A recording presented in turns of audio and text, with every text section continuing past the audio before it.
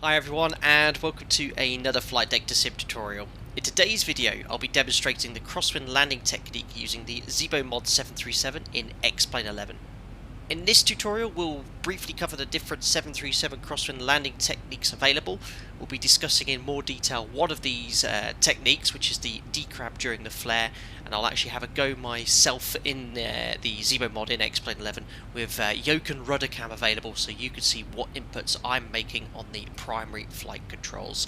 And hopefully with this tutorial you'll have the framework to nail those tricky crosswind conditions in your respective desktop simulator. Now remember, the guidance in this tutorial, although it's based on my experience as a 737 captain and sim instructor, it's purely for entertainment only and must not be used for real-world flight training.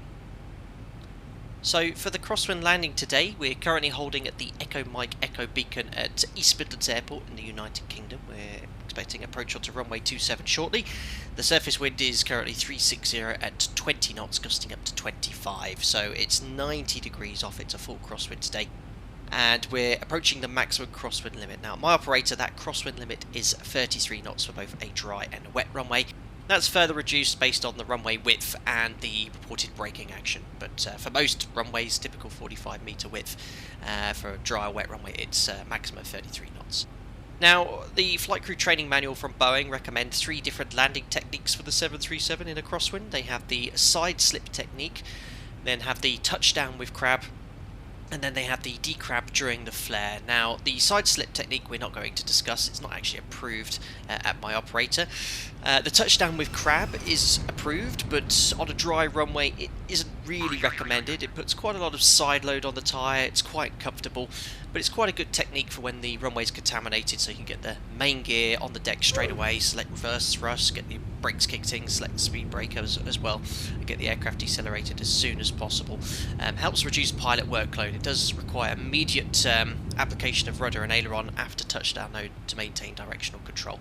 The technique we're going to concentrate on is the decrab during the flare. This is the technique we use the vast majority of the time, and that's the one we're going to concentrate on today. So how do we actually decrab the aircraft safely and effectively? So the idea is we're going to maintain the crab angle all the way until touchdown, and as we approach the runway at the point at which we initiate the flare, the pilot flying will then decrab the aircraft to align with the centre line. Now, looking at today's example, the wind is coming 90 degrees from the right, so on the approach, to maintain the extended centre line, the aircraft is going to have to be crabbed to the right to maintain the localizer on this ILS. Now, this means the left rudder will need to be applied to ensure the aircraft is tracking the same direction as the runway upon touchdown.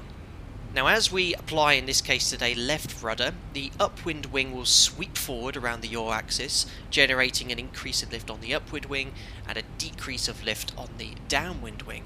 Now, this difference in lift is going to cause a rolling moment in the direction the rudder was applied. This is known as the secondary effect of yaw. And the aircraft today, as we apply left rudder, will want to roll to the left. Now, to counteract this, the pilot flying then must apply opposite aileron or aileron into wind to maintain the wings level throughout the flare and touchdown. Now, positioning of the aircraft is really important prior to decrabbing. You want to ideally offset the flight deck on the upwind side of the runway, so when you actually decrab, the main gear is going to touch down approximately on centre line. The timing of this is crucial as well. Too early and the aircraft's going to simply be blown downwind towards the edge of the runway.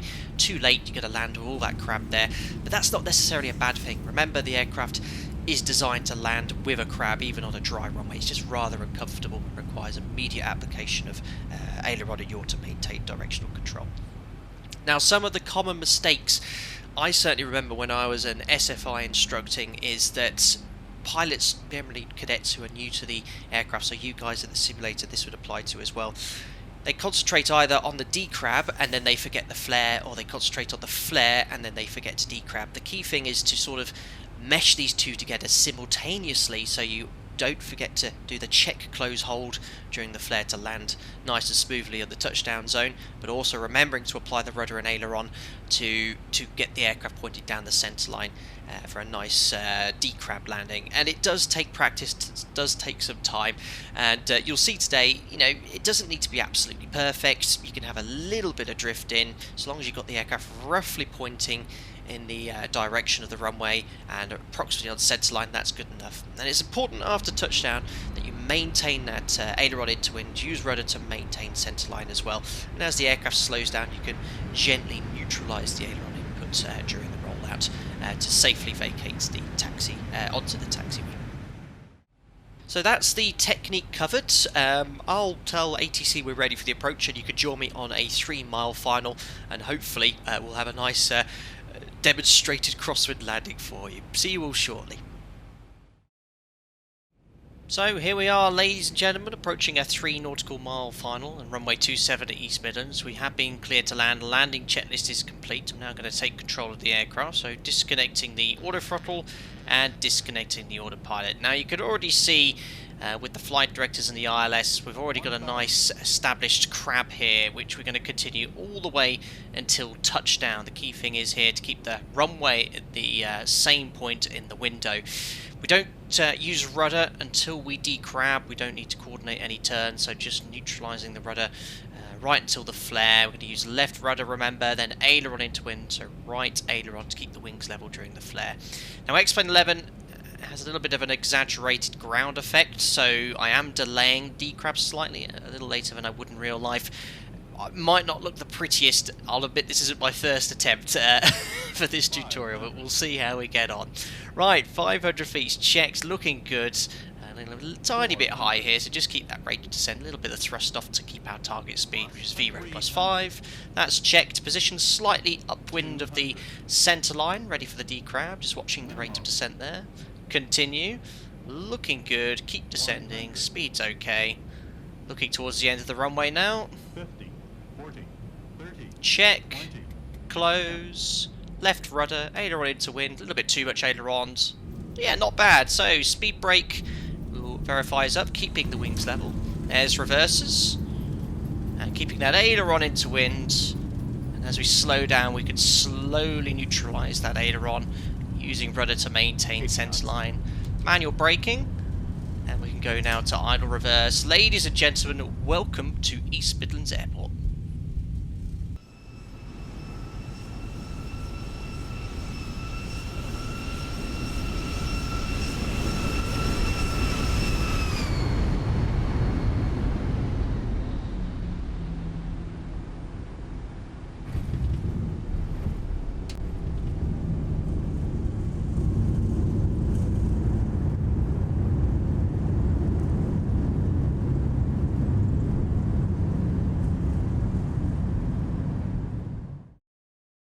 Right then guys, that's the end of the Crosswind Landing tutorial. I hope you found that interesting and learned something new.